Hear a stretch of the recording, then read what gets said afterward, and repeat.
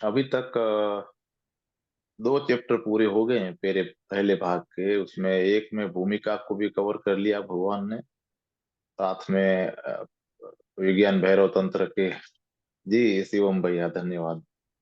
और उन्होंने शुरुआती समझ भी दी ओशो ने।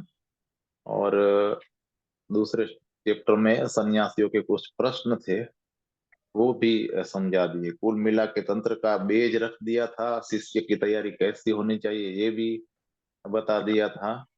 और प्रश्न थे कुछ ऐसे थे कि तंत्र और योग में क्या फर्क है ये भी भगवान ने समझाया। और साथ में समर्पण कैसे हो सकता है, समर्पण की विधि क्या हो सकती है, इन सारी बातों पे उन्होंने चर्चा की है। तो एक चैप्टर हुआ, दूसरा चैप्टर क्वेश्चन आंसर का हुआ, और आज तीसरा चैप्टर है जो फिर से सूत्रों पे आधारित है। शुरू करते हैं। आज मित्रों पांचवा दिन है अपना पठन का। चैप्टर का नाम है श्वास, शरीर और आत्मा के बीच का सेतु। इसके सूत्र कौन कौन से हैं मैं पहले पढ़ता हूँ। शिव कहते हैं, एक, हे देवी, यह अनुभव दो श्वासों के बीच घटित हो सकता है। श्वास के भीतर आने के पश्चात और बाहर लौटने के ठीक पूर्व। यह श्रेयस है, कल्याण है। सूत्र नंबर दो, जब श्वास नीचे से ऊपर की ओर मुड़ती है और फिर जब श्वास ऊपर से नीचे की ओर मुड़ती है, इन दोनों मोड़ों के द्वारा उपलब्ध हो। सूत्र नंबर तीन, या जब कभी अंतः श्वास और बहिर्श्वास एक दूसरे में विलीन होती है, उस क्षण में ऊर्जा रहित ऊर्जा पूरित केंद्र को स्पर्श करो। चार, या जब श्वास पूरी तरह बाहर गई और स्वतः ठहरी है, या पूरी तरह भीतर आई और ठहरी है, ऐसे जागतिक विराम के क्षण में व्यक्ति का क्षुद्र अहंकार विसर्जित हो जाता है। केवल अशुद्ध व्यक्ति के लिए यह कठिन है।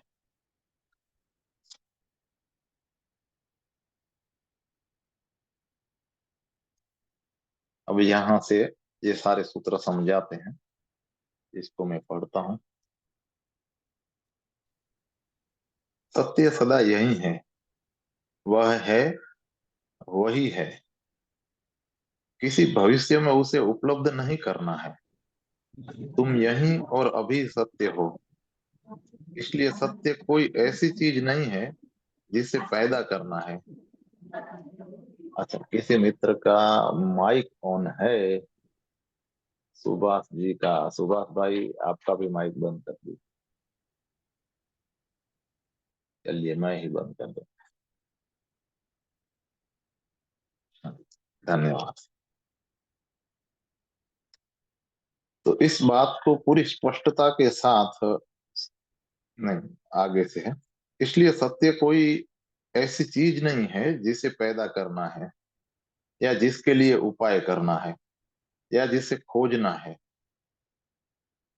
इस बात को पूरी स्पष्टता के साथ समझ लो, और तभी इन विधियों को समझने और प्रयोग करने में आसानी होगी। मन कामना का यंत्र है। मन सदा चाह में है, सदा कुछ चाह रहा है, सदा कुछ मांग रहा है। और उसका विषय, उसका उद्देश्य सदा ही भविष्य में होता है। मन को वर्तमान में कुछ लेना देना नहीं है। वर्तमान क्षण में मन गति नहीं कर सकता। इस क्षण में गति के लिए स्थान नहीं है। गति के लिए मन को भविष्य चाहिए। वह या तो अतीत में गति कर सकता है, या भविष्य में। वर्तमान में वह गतिमान नहीं हो सकता, स्थान ही नहीं है। और सत्य वर्तमान में है, और सदा और मन सदा भविष्य या अतीत में होता है। इसलिए मन और सत्य के बीच में मिलन नहीं हो सकता। जब मन कोई सांसारिक विषय खोजता है तो कठिनाई नहीं है, तब समस्या लाइलाज नहीं है, वह हल हो सकती है। लेकिन जब वही मन सत्य को खोजने चलता है तो प्रयत्न असंगत हो जाता है, क्योंकि सत्य यहीं और अभी है और मन सदा वहां और भविष्य में है। ये मिलन संभव नहीं है। इसलिए पहली बात तो समझ लो कि तुम सत्य को नहीं खोज सकते। तुम उसे पा सकते हो, लेकिन खोज नहीं सकते। यह खोज ही बाधा है। जिस क्षण तुम खोजना शुरू करते हो, उसी क्षण तुम वर्तमान से अपने को दूर ले जाते हो, क्योंकि तुम तो सदा वर्तमान में हो। खोजने वाला सदा वर्तमान में है और खोज सदा भविष्य में है। इसलिए खोजी और खोज में मिलन नहीं हो सकता, चाहे तुम कुछ भी खोजो। लाओ से कहता है, खोजो और खो दोगे, खोजो मत और पालोगे, मत खोजो और पालोगे। शिव की ये सारी विधियां मन को भविष्य या अतीत से वर्तमान की तरफ मोड़ने के लिए है। तुम जिसे खोज रहे थे वो उपलब्ध ही है, वह ही है। सिर्फ मन को खोज से अखोज की तरफ, चाह से अचाहत की तरफ मोड़ना है। ये कठिन है। इसके बारे में बुद्धि से सोचो तो यह बहुत कठिन है। मन तो चाह से अचाह की ओर कैसे मोड़ा जाए, क्योंकि तब मन अखोज को ही खोज का, चाह को ही अचाह का विषय विषय बना लेता है। तब मन कहता है, मुझे खोजना नहीं चाहिए। तब मन कहता है, अब अचाह मेरा उद्देश्य है। तब मन कहता है, अब मैं अकाम की अवस्था की कामना करता हूँ। यहाँ चाह फिर प्रवेश कर गई। पिछले दरवाजे से कामना फिर वापस आ गई। ऐसे भी लोग हैं जो सांसारिक विषयों की कामना करते हैं, और ऐसे लोग भी हैं जो गैर सांसारिक विषयों की कामना करते हैं। लेकिन सब विषय सांसारिक हैं, भविष्य के हैं, क्योंकि कामना ही संसार है, चाह ही संसार है। इसलिए तुम गैर सांसारिक या अलौकिक की कामना नहीं कर सकते। तुम्हारे चाहते से ही वह संसार हो जाता है। अगर तुम परमात्मा को चाहते रहो तो परमात्मा भी तुम्हारे संसार का हिस्सा हो गया। अगर तुम मोक्ष या निर्वाण खोजते हो तो खोजते से ही मोक्ष संसार हो गया। मोक्ष तब संसार का अतिक्रमण नहीं कर सकता है, क्योंकि खोजना ही संसार है, कामना ही संसार है। इसलिए तुम निर्वाण की कामना नहीं कर सकते, अचाह की चाहना नहीं कर सकते। और अगर तुम बुद्धि से इसे समझने चलो तो यह पहली बन जाती है। शिव के इस संबंध में कुछ नहीं शिव इस संबंध में कुछ नहीं कहते हैं। वह झटपट विधियों की बात शुरू कर देते हैं। विधियां बौद्धिक नहीं है। वे देवी से यह नहीं कहते कि सत्य यही है, उसे खोजो मत और उसे पालोगी। वे तुरंत विधि बताने लगते हैं, और ये विधियां गैर बौद्धिक हैं। उन्हें प्रयोग करो और मन मुड़ जाता है, पलट जाता है। यह मुड़ना उसका मात्र परिणाम है, उप उत्पत्ति है। वह कोई विषय नहीं है, महज एक उप उत्पत्ति है। अगर तुम किसी विधि को प्रयोग में लाए तो तुम्हारा मन भविष्य या अतीत अतीत की यात्रा से मुड़ जाएगा और तुम अचानक अपने को वर्तमान में पाओगे। यही कारण है कि बुद्ध ने विधि दी है, लाओ त्से ने विधि दी है, कृष्ण ने विधि दी है। लेकिन उन्होंने हमेशा ही अपनी विधियों को बौद्धिक बौद्धिक सिद्धांतों से सजा कर पेश किया है। केवल शिव का ही ढंग दूसरा है। वे झटपट और सीधे विधि बताते हैं। उसके साथ कोई बौद्धिक समझ या बौद्धिक भूमिका नहीं बताते हैं, क्योंकि वे जानते हैं कि मनुष्य का मन चालाक है। सर्वाधिक चालाक है। वह किसी भी चीज को समस्या में बदल सकता है। अचाह अचाह भी समस्या बन जाएगी। लोग मेरे पास आते हैं और पूछते हैं कि कैसे अचाह को हो जाऊं। वे अचाह की चाहना कर रहे हैं। किसी ने उनसे कहा है या उन्होंने कहीं सुना है या कोई आध्यात्मिक गप सुनी है कि अगर तुम इच्छा ना करो तो तुम आनंद को प्राप्त हो जाओगे। इच्छा ना करो तो मुक्त हो जाओगे। इच्छा न करो तो दुख नहीं रहेगा। अब उनका अब उनका मन उस अवस्था को पाने के लिए लालायित हो उठता है जिसमें दुख नहीं है, और वे पूछते हैं कि कैसे इच्छा न करें। उनका मन चालबाजी कर रहा है। वे अब भी इच्छा कर रहे हैं, चाह कर रहे हैं। अब सिर्फ इच्छा का विषय बदल गया है। पहले वे धन चाहते थे, यश चाहते थे, पद प्रतिष्ठा चाहते थे। अब वे अचाह को चाह रहे हैं। केवल विषय बदल गया है, वे तो वही हैं। उनका चाहना भी वही है, लेकिन अब वही चाह अधिक कपटपूर्ण हो गई है। यही कारण है कि शिव किसी भूमिका के बिना ही शुरू करते हैं। वे तुरंत विधियों की बात शुरू कर देते हैं। ये विधियां अगर उनका प्रयोग किया जाए तो मन को मोड़ देती हैं। वह वर्तमान में आ जाता है, और जब मन वर्तमान में होता है तो वह ठहर जाता है। वर्तमान में तुम मन नहीं हो सकते, यह असंभव है। एक क्षण भी अगर तुम यहीं और अभी हो तो तुम मन कैसे रह सकते हो। विचार विसर्जित हो जाते हैं क्योंकि वो गति नहीं कर सकते। वर्तमान में गति के लिए कोई स्थान नहीं है। वर्तमान में तुम सोच नहीं सकते। अगर तुम इसी क्षण में हो तो गति कैसे करोगे। मन ठहर जाता है और तुम अमन को मन शून्यता को उपलब्ध हो जाता है। इसलिए असली बात यह है कि अभी और यहीं कैसे हुआ जाए।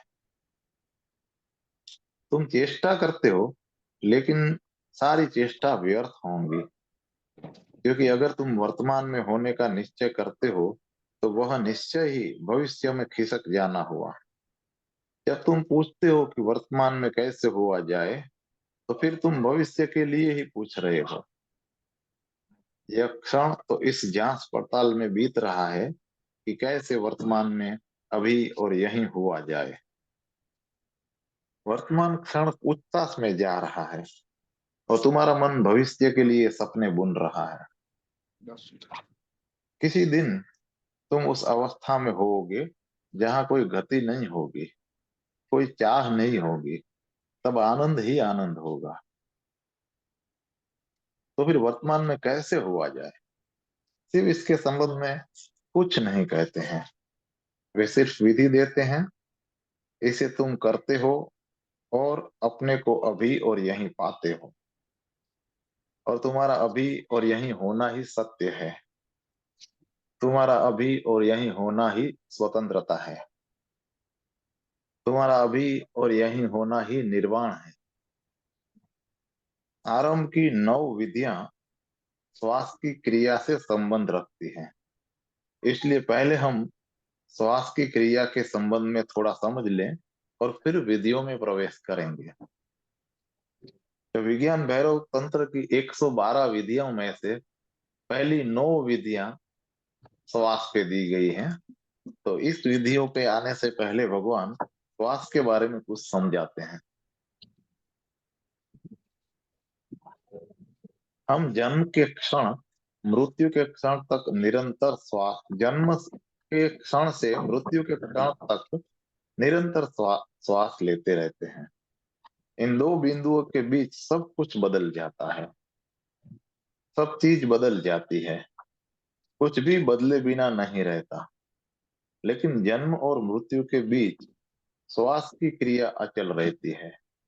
बच्चा जवान होगा, जवान बूढ़ा होगा, जवान बीमार होगा, उसका शरीर रुग्ण और कुरूप होगा, सब कुछ बदल जाएगा। वह सुखी होगा, दुखी होगा, पीड़ा में होगा, सब कुछ बदलता रहेगा।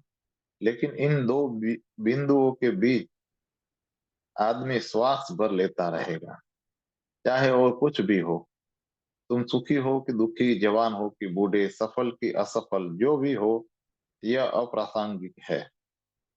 लेकिन एक बात निश्चित है कि इन दो बिंदुओं के बीच तुम्हें श्वास लेते ही रहना है। श्वास क्रिया एक सतत प्रवाह है, उसमें अंतराल संभव नहीं है। अगर तुम एक क्षण के लिए भी श्वास लेना भूल जाओ तो तुम समाप्त हो जाओगे। यही कारण है कि श्वास लेने का जिम्मा तुम्हारा नहीं है, नहीं तो मुश्किल हो जाए। कोई एक क्षण को भी श्वास लेना भूल जाए तो फिर कुछ भी नहीं किया जा सकता। इसलिए यथार्थ में तुम श्वास नहीं लेते हो क्योंकि उसमें तुम्हारी जरूरत नहीं है। तुम गहरी नींद में हो और श्वास चल रही है। तुम गहरी मूर्छा में हो और श्वास चल रही है। तुम जरूरी नहीं हो, तुम्हारे बावजूद श्वास की क्रिया जारी रहती है। श्वसन तुम्हारे व्यक्तित्व का एक अचल तत्व है। यह पहली बात हुई। और दूसरी बात कि वह जीवन के लिए अत्यंत आवश्यक और आधारभूत है। श्वास के बिना तुम जीवित नहीं रह सकते। इसलिए श्वास और जीवन पर्यायवाची हो गए हैं। श्वास क्रिया और जीवन की यांत्रिकी है, और जीवन गहरे रूप में उससे जुड़ा है। इसलिए भारत में उसे प्राण कहते हैं। श्वास और जीवन दोनों के लिए हमने यह शब्द प्राण रखा है। प्राण का अर्थ है जीवन शक्ति, जीवंतता। तुम्हारा जीवन ही श्वास है। और तीसरी बात कि श्वास तुम्हारे और तुम्हारे शरीर के बीच का सेतु है। सतत श्वास तुम्हें तुम्हारे शरीर के जोड़ ही रही है, संबंधित कर रही है। और श्वास न सिर्फ तुम्हारे और तुम्हारे शरीर के बीच का सेतु है, वह तुम्हारे और विश्व के बीच का सेतु भी है। वह विश्व को तुम्हारे पास शरीर वह विश्व है जो तुम्हारे पास आया है, जो तुम्हारे पास है। तुम्हारा शरीर विश्व का ही अंग है। शरीर की हर एक चीज, हर एक कण, हर एक कोष विश्व का अंश है। यह विश्व के साथ निकटतम संबंध है और श्वास उसका सेतु है। अगर सेतु टूट जाए तो तुम शरीर में नहीं रह सकोगे। तुम किसी अज्ञात आयाम में चले जाओगे। तब तुम समय और स्थान में नहीं रह पाओगे। इसलिए श्वास तुम्हारे और देश काल के बीच का सेतु है। श्वास इसलिए महत्वपूर्ण, सर्वाधिक महत्वपूर्ण हो जाती है। यही कारण है कि आरंभ की 9 विधियां श्वास से संबंधित हैं। अगर तुम श्वास के साथ कुछ कर सको तो तुम में अचानक वर्तमान में लौट आओगे। तुम श्वास के साथ कुछ कर सको तो तुम जीवन स्रोत को उपलब्ध हो जाओगे। अगर तुम श्वास के साथ कुछ भी कर सको तो तुम समय और स्थान का अतिक्रमण कर जाओगे। अगर तुम श्वास के साथ कुछ कर सको तो तुम संसार में भी होोगे और उसके पार भी होोगे। श्वास के दो बिंदु हैं, दो छोर हैं। एक छोर है जहां पर वह शरीर और विश्व को छूती है, और दूसरा छोर है जहां पर वह तुम्हें और विश्वातीत को छूती है। और हम श्वास के एक ही हिस्से से परिचित हैं। जब वो विश्व में शरीर में गति करती है तभी हम उसे जानते हैं। लेकिन वह सदा ही शरीर से अशरीर में और अशरीर से शरीर में संक्रमण कर रही है। इस दूसरे बिंदु को हम नहीं जानते हैं। और अगर तुम दूसरे बिंदु को, जो सेतु का दूसरा ध्रुव है, उसे जान लो तो तुम एकाएक रूपांतरित होकर दूसरे ही आयाम में प्रवेश कर जाओगे। लेकिन याद रखो शिव जो कहने जा रहे हैं, वह योग नहीं है, वह तंत्र है। योग भी श्वास पर काम करता है, लेकिन योग और तंत्र के काम में बुनियादी फर्क है। योग श्वास क्रिया को व्यवस्थित करने की चेष्टा करता है। अगर तुम अपने श्वास को व्यवस्था दो, तो तुम्हारा स्वास्थ्य सुधर जाएगा। अगर तुम श्वास क्रिया को व्यवस्थित करो, उसके रहस्यों को समझो, तो तुम्हें स्वार्थ और दीर्घ जीवन मिलेगा। तुम ज्यादा बली, ज्यादा ओजस्वी, ज्यादा जीवंत, ज्यादा युवा और ज्यादा ताजा हो जाओगे। लेकिन तंत्र को उससे कुछ लेना देना नहीं है। तंत्र श्वास की व्यवस्था की चिंता नहीं लेता। भीतर की ओर मुड़ने के लिए वह श्वास क्रिया का उपयोग भर करता है। तंत्र में साधक किसी विशेष ढंग के श्वास का अभ्यास नहीं करता है। कोई विशेष प्राणायाम नहीं साधना है। प्राण को लयबद्ध नहीं बनाना है। बस उसके विशेष बस उसके विशेष बिंदुओं के प्रति बोधपूर्ण रहना है। श्वास प्रश्वास के कुछ बिंदु हैं जिन्हें हम नहीं जानते हैं।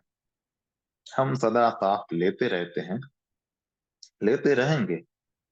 हम श्वास के साथ जन्मते हैं और श्वास के साथ मरते हैं, लेकिन हमें उसके महत्वपूर्ण बिंदुओं का बोध नहीं है। और यह हैरानी की बात है कि मनुष्य अंतरिक्ष की गहराई में उतर रहा है, खोज कर रहा है। वह चांद पर पहुंच रहा है। वह पृथ्वी से निकलकर सुदूर अंतरिक्ष में पहुंचने की चेष्टा कर रहा है, लेकिन वह अपने जीवन के इस निकटतम अंग को नहीं समझ सका है। श्वास के कुछ बिंदु है जिन्हें तुमने कभी नहीं देखा है। वे बिंदु द्वार हैं, तुम्हारे निकटतम द्वार, जिनसे होकर तुम दूसरे ही संसार में, एक दूसरे ही अस्तित्व में, एक दूसरी ही चेतना में प्रवेश कर सकते हो। लेकिन वे बिंदु बहुत सूक्ष्म हैं। चांद का निरीक्षण बहुत कठिन नहीं है। चांद पर पहुंचना भी बहुत कठिन नहीं है। वह एक स्थूल यात्रा है।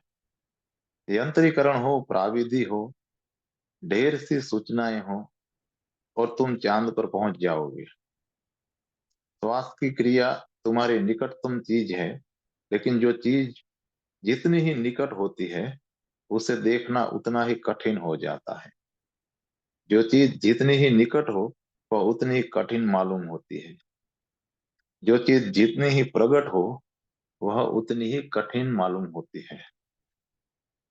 श्वास तुम्हारे इतने करीब है कि तुम्हारे और उसके बीच स्थान ही नहीं रहता, या इतना अल्प स्थान है कि उसे देखने के लिए बहुत सूक्ष्म दृष्टि चाहिए।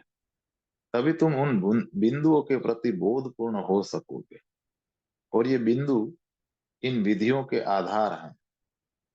अब मैं एक एक विधियों को लूंगा। अब भगवान श्वास की एक एक करके विधियां समझाते हैं।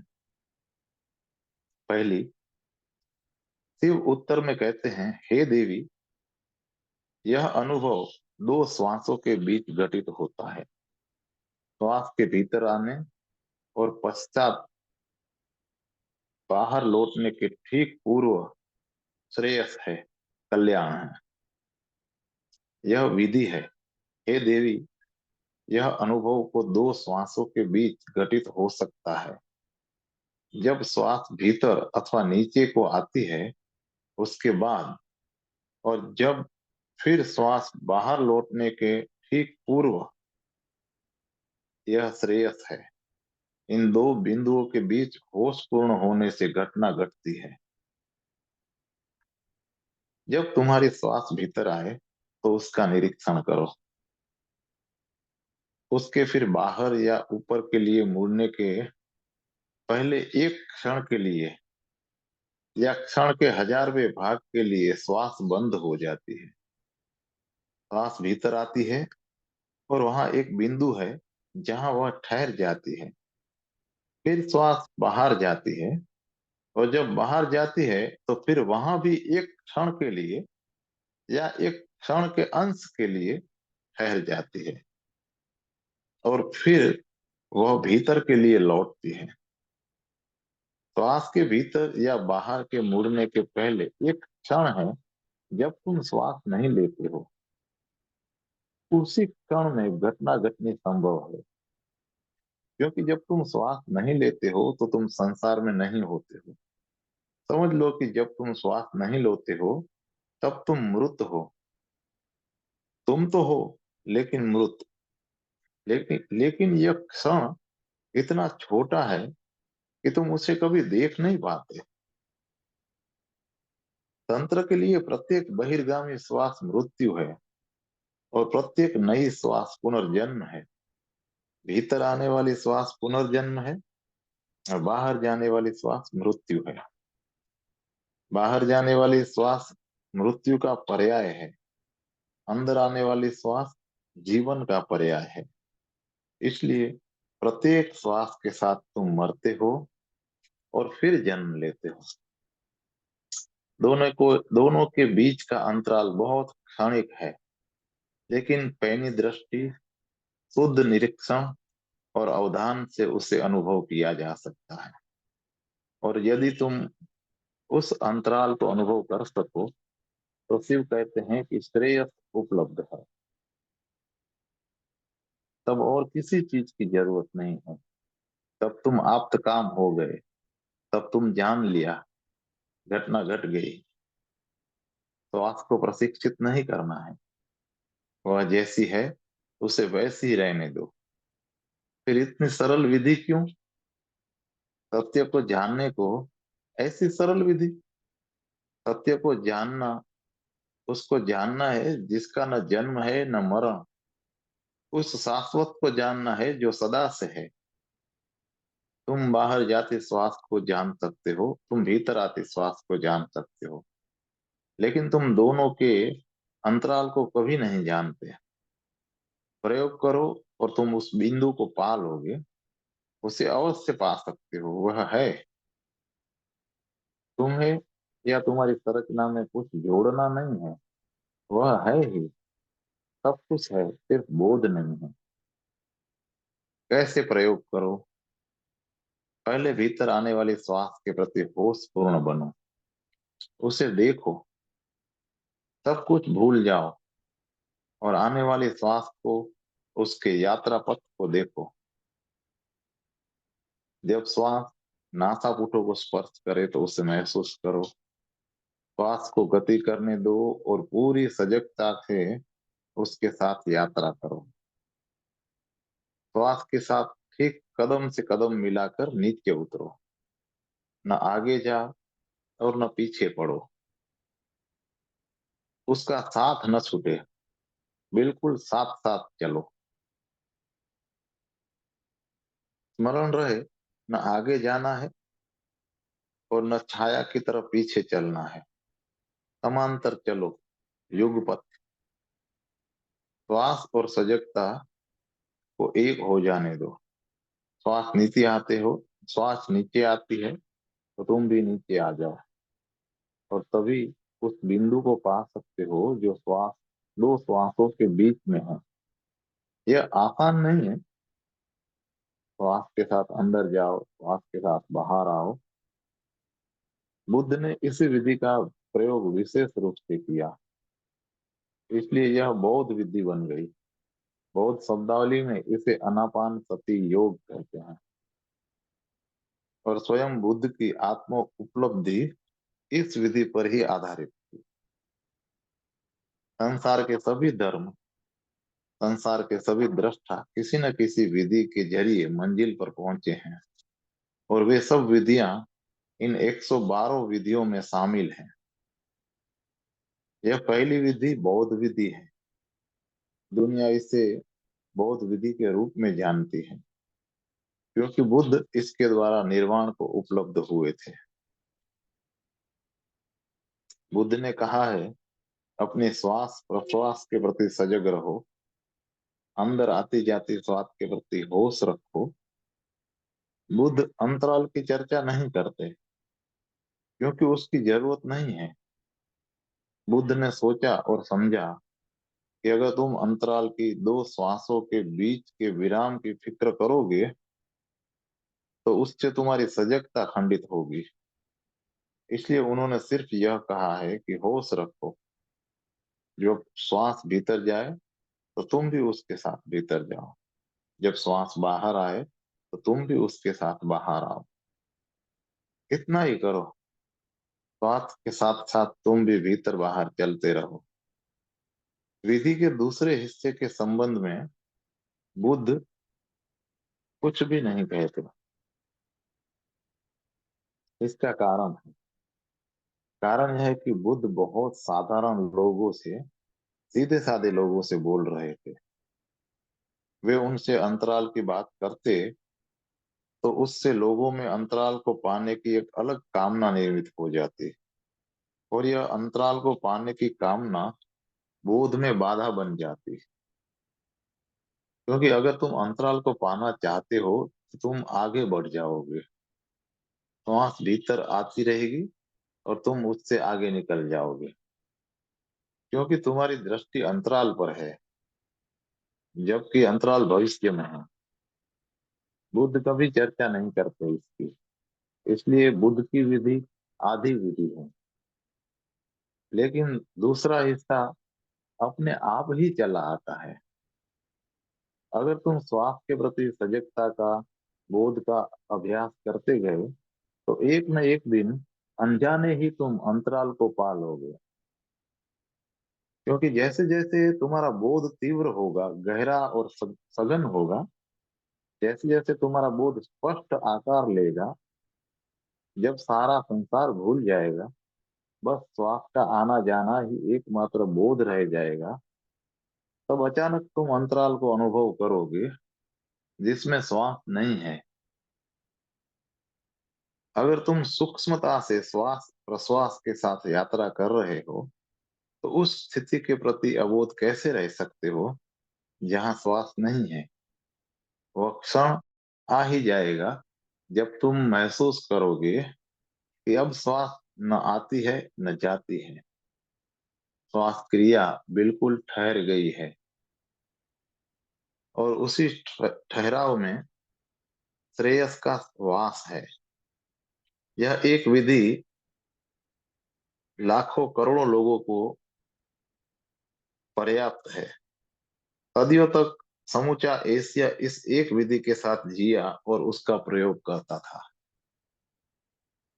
तिब्बत, चीन, जापान, बर्मा, श्याम, श्रीलंका, भारत को छोड़कर समस्त एशिया सदियों तक इस एक विधि का प्रयोग करता रहा, और इस एक विधि के द्वारा हजारों हजारों व्यक्ति ज्ञान को उपलब्ध हुए, और यह पहली ही विधि है। दुर्भाग्य की बात, क्योंकि यह विधि बुद्ध के नाम संबद्ध हो गई है, इसलिए हिंदू इस विधि से बचने की चेष्टा में लगे रहे, क्योंकि यह बौद्ध विधि की तरह बहुत प्रसिद्ध हो गई। हिंदू इससे बिल्कुल भूल ही बैठे। इतना ही नहीं, उन्होंने और एक कारण से उसकी अवहेलना की, क्योंकि शिव ने सबसे पहले इस विधि का उल्लेख किया। अनेक बौद्धों ने इस विज्ञान भैरव तंत्र के बौद्ध ग्रंथ होने का दावा किया है। वे इसे हिंदू ग्रंथ नहीं मानते, हालांकि यह न हिंदू है न बौद्ध, और विधियां मात्र विधि है। बुद्ध ने इसका उपयोग किया, लेकिन यह उपयोग के लिए मौजूद ही थी, और इस विधि के चलते बुद्ध बुद्ध हुए। विधि बुद्ध से भी पहले थी, वह मौजूद ही थी। इसको प्रयोग में लाओ। यह सरलतम विधियों में से है। अन्य विधियों की तुलना में मैं यह नहीं कहता कि यह विधि तुम्हारे लिए सरल है। अन्य विधियां अधिक कठिन होंगी। यही कारण है कि पहली विधि की तरह इसका उल्लेख हुआ है। अब दूसरी विधि। आरंभ की सब 9 विधियां स्वास्थ्य से संबंधित हैं। इस प्रकार हैं। जब श्वास नीचे से ऊपर की ओर मुड़ती है और फिर जब श्वास ऊपर से नीचे की ओर मुड़ती है, इस दोनों मोड़ों के द्वारा उपलब्ध हो। थोड़े फर्क के साथ यह विधि वही है। जोर अब अंतराल पे न होकर मोड़ पर है। बाहर जाने वाली और अंदर आने वाली श्वास एक वर्तुल बनाती है। याद रहे, वे समांतर रेखाओं की तरह नहीं है। हम सदा सोचते हैं कि आने वाली श्वास और जाने वाली श्वास दो समांतर रेखाओं की तरह है, मगर वे ऐसी नहीं है। भीतर आने वाली श्वास आधा वर्तुल बनाती है और शेष आधा वर्तुल बाहर आने वाली श्वास बनाती है। इसलिए पहले यह तो समझ लो कि श्वास और प्रश्वास मिलकर एक वर्तुल बनाती हैं, और वे समांतर रेखाएं नहीं हैं, क्योंकि समांतर रेखा कहीं नहीं मिलती है। दूसरा यह कि आने वाली और जाने वाली श्वास दो नहीं है, वे एक है। वही श्वास जो भीतर जाती है बाहर भी आती है, इसलिए भीतर उसका कोई मोड़ अवश्य होगा। वह कहीं जरूर मुड़ती होगी। कोई बिंदु होगा जहां आने वाली श्वास और जाने वाली श्वास बन जाती होगी। लेकिन मोड़ पर इतना जोर क्यों है?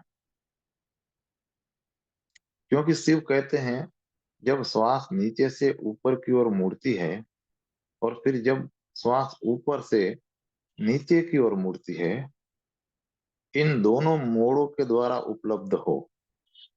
बहुत सरल है, लेकिन शिव कहते हैं कि मोड़ों को प्राप्त कर लो और आत्मा को उपलब्ध हो जाओ।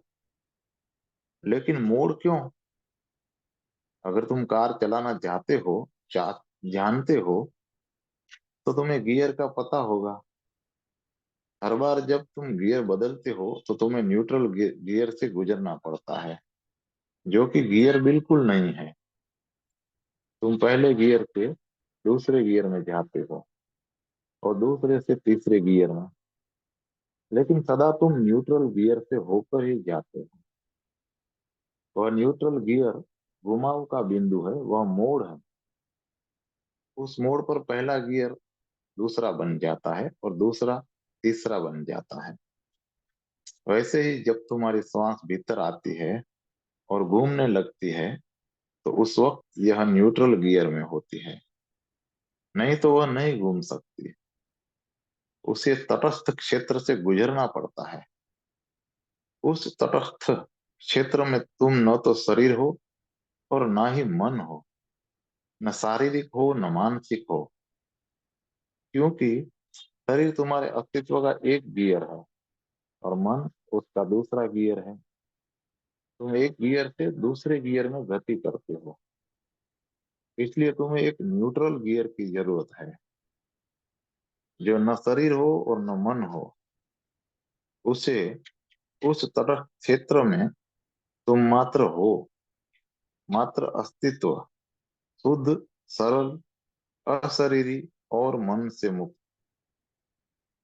यही कारण है कि घुमाव बिंदु पर, मोड़ पर इतना जोर है। मनुष्य एक यंत्र है, बड़ा और बहुत जटिल यंत्र। तुम्हारे शरीर और मन को मन में तुम्हारे शरीर और मन में भी अनेक गियर हैं। तुम्हें उस महान यंत्र रचना का बोध नहीं है, लेकिन तुम एक महान यंत्र हो। और अच्छा है कि तुम्हें उसका बोध नहीं है, अन्यथा तुम पागल हो जाओगे। शरीर ऐसा विशाल यंत्र है कि वैज्ञानिक कहते हैं, अगर हम शरीर के समांतर एक कारखाना निर्मित करना पड़े, तो उससे 4 वर्ग मील जमीन की जरूरत पड़ेगी। और उसका शोरगुल इतना भारी होगा कि उससे 100 वर्ग मील में भूमि प्रभावित हो जाएगी। शरीर एक विशाल यांत्रिक रचना है, विशालतम। उसमें लाखों लाखों कोशिकाएं हैं और प्रत्येक कोशिका जीवंत है। तुम 7 करोड़ कोशिकाओं के एक विशाल नगर हो। तुम्हारे भीतर 7 करोड़ नागरिक बसते हैं और सारा नगर बहुत शांति और व्यवस्था से चल रहा है। प्रति क्षण यंत्र रचना काम कर रही है और वह बहुत जटिल है। कई स्थलों पर इतनी विधियों का तुम्हारे शरीर और मन की इस यंत्र संरचना के साथ वास्ता पड़ेगा। लेकिन याद रखो कि सदा ही जोर उन बिंदुओं पर रहेगा जहां तुम अचानक यंत्र रचना के अंग नहीं रह जाते हो। एकाएक तुम यंत्र रचना के अंग नहीं रहते, तो यही क्षण है जब तुम गियर बदलते हो। उदाहरण के लिए, रात जब तुम नींद में उतरते हो तो तुम्हें गियर बदलता पड़ता है। कारण यह है कि दिन में जागी हुई चेतना के लिए दूसरे ढंग की यंत्र रचना की जरूरत रहती है। तब मन का भी एक दूसरा भाग काम करता है, और जब तुम नींद में उतरते हो तो वह भाग निष्क्रिय हो जाता है और अन्य भाग सक्रिय हो जाता है। उस क्षण वहां एक अंतराल, एक मोड़ आता है, एक गियर बदला। फिर सुबह जब तुम जागते हो तो फिर गियर बदलता है। तुम चुपचाप बैठते हो और अचानक कोई कुछ कह देता है और तुम क्रुद्ध हो जाते हो। तब तुम भिन्न गियर में चले गए। यही कारण है कि सब कुछ बदल जाता है। तुम क्रोध में हुए कि तुम्हारी श्वास क्रिया बदल जाएगी, वह अस्त व्यस्त और अराजक हो जाएगी। तुम्हारी श्वास क्रिया में कंपन आ जाएगा, तुम्हारा दम घुटने लगेगा। उस समय तुम्हारा सारा शरीर कुछ करना चाहेगा, किसी चीज को चूर चूर कर देना चाहेगा ताकि यह घुटन जाए। तुम्हारी सांस क्रिया बदल जाएगी, तुम्हारे खून की लय दूसरी होगी, तुम्हारी चाल दूसरी होगी। शरीर में और ही तरह का रस द्रव्य सक्रिय हो जाएगा। पूरी ग्रंथि व्यवस्था ही बदल जाएगी। क्रोध में तुम दूसरे ही आदमी हो जाते हो। एक कार खड़ी है, तुम उसे स्टार्ट करो, उसे किसी गियर में न डालकर न्यूट्रल गियर में छोड़ दो।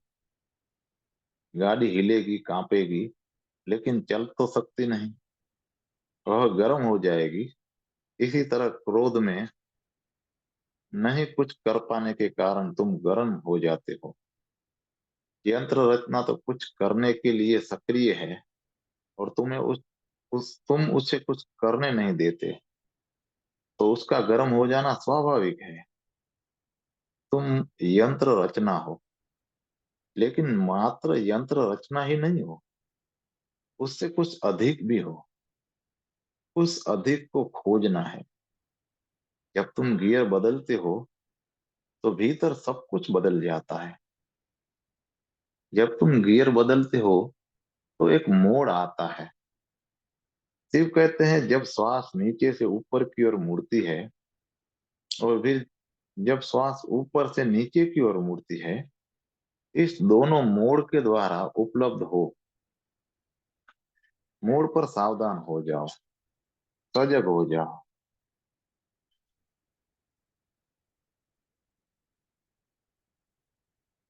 दोस्तों,